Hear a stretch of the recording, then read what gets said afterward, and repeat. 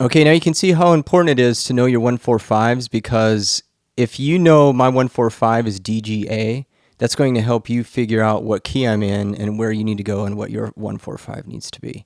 So now we'll mix up the order a little bit. Let's go to number 2, exercise number 2, and I'll do this with a little different strum pattern.